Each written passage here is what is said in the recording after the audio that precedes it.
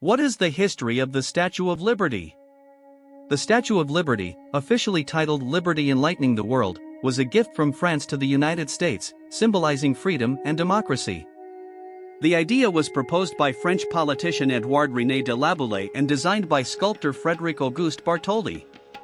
Construction began in 1875, and the statue was completed in France before being disassembled and shipped to the United States in 1885. It arrived in New York Harbor in 350 pieces, packed into 214 crates.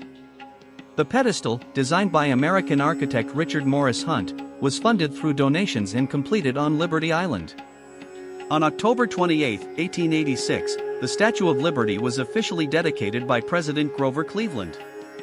Standing 305 feet tall, including its pedestal, Lady Liberty holds a torch in her right hand and a tablet inscribed with the date of the American Declaration of Independence, July 4, 1776, in her left.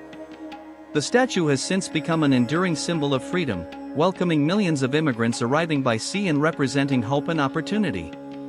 Don't forget to subscribe and hit the notification bell.